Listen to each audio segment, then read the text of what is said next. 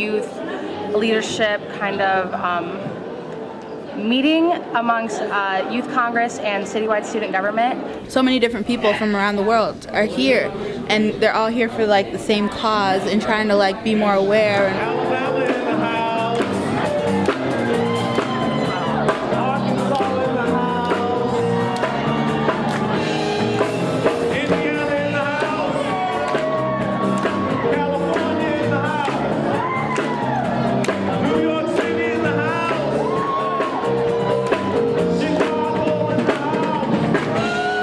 I didn't know like all different states was coming to Minneapolis to do it. We have two separate groups that are here. We have the Minneapolis Youth Congress. The Minneapolis Youth Congress is housed under the Youth Coordinating Board, comprised of about 30 to 50 young people. And the other group we have is citywide student government from the Minneapolis Public Schools.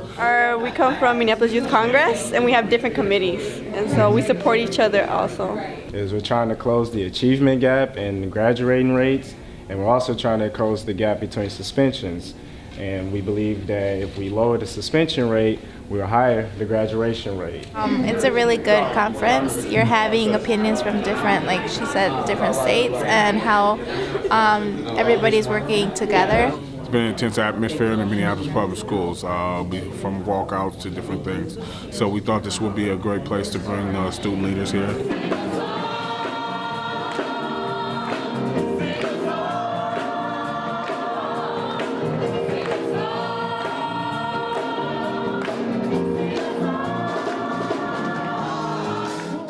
What we're doing right now is speed engagement. It's kind of like speed dating. It's where the young people can get up to speed with different positions, different policymakers and decision makers in the community real quick. And the young people are going to share with the decision makers what they have been working on. I really like how Mad Dads, they're actually in the streets. Like, I know all y'all contribute to trying to help youth more, but Mad Dads are actually in the street talking to the men, the young men.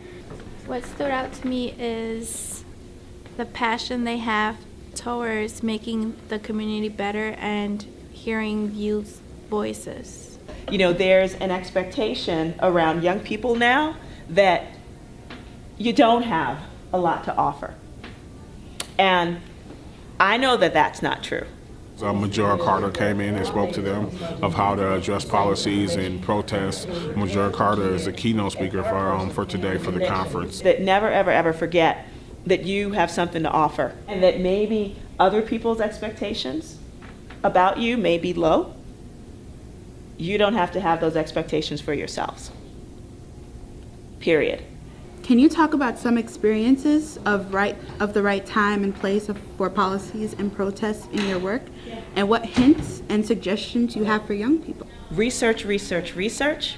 Like, you need to know your topic inside and out. You need to know how historically, you know, the kind of question that you're raising and the issue that you're raising has been treated in the past. And then you also want to do some research to make sure that you have very clear ideas about what it is you want. Like, I personally have never been a fan, you know, of the just like, you know, you go in and you protest against something.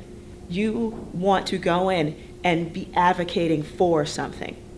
And so what she was saying really made a lot of sense to me, and I think that made a lot of sense to the other people from the youth programs that were up there as well. I think it's a very good experience for youth to be more involved in this situation, like in this kind of conference, because it brings not only adults, but it also brings the visibility of the youth and participating and giving their opinions. We now know that we have these adults and these programs on our side, and that we're not working against each other, but we're actually working with each other, and it's really cool to have all of us working together.